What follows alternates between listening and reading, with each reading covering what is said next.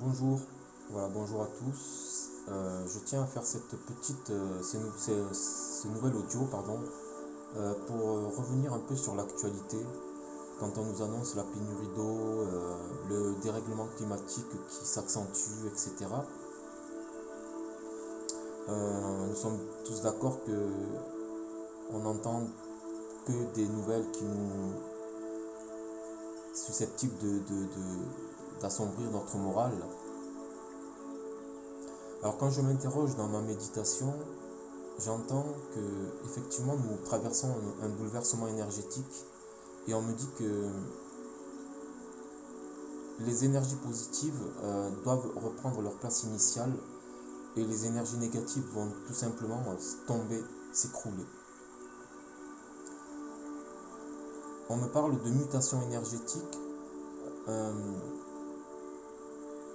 c'est un peu comme ce qu'ont vécu nos grands-parents, qui ont vécu la guerre et puis après ils nous ont accueillis dans un nouveau monde.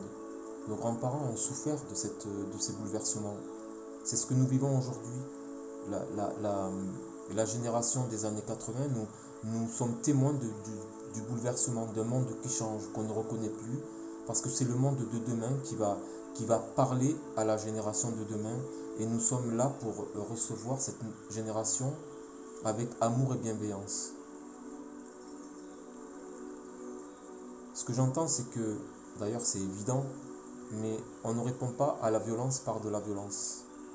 Les personnes qui ont de la colère et de la haine et qui l'expriment par de la violence sont des personnes qui ne réfléchissent pas, sont des personnes qui ne méditent pas, alors qu'il est venu le temps aujourd'hui de faire appel à son éveil intérieur, à son intelligence spirituelle, son intelligence spirituelle pour mettre en avant nos énergies positives, tout simplement. Être solidaire énergétiquement dans le sens positif.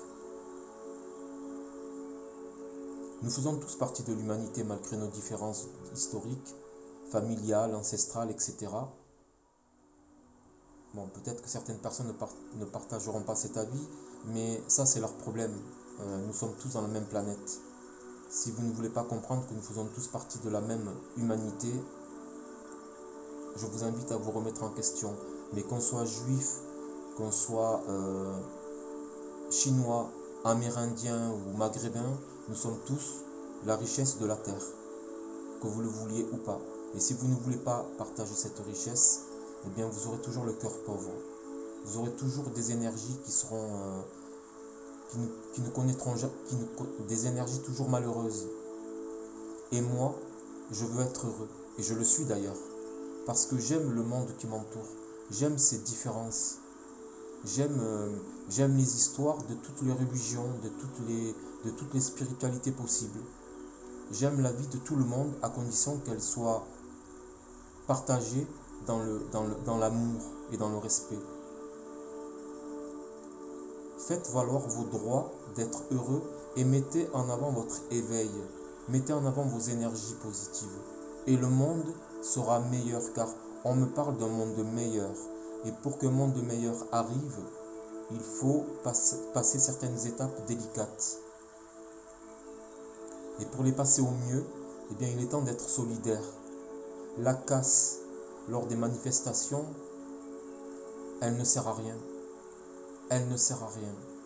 Ce qui a de la puissance, c'est la méditation, dans l'amour et dans la bienveillance. Ça a de la puissance. Les énergies l'entendent. Mais la violence, elle ne l'entend pas. La méchanceté, elle ne l'entend pas. Elle entend la réflexion. Elle entend prendre du recul. Elle entend écouter l'autre.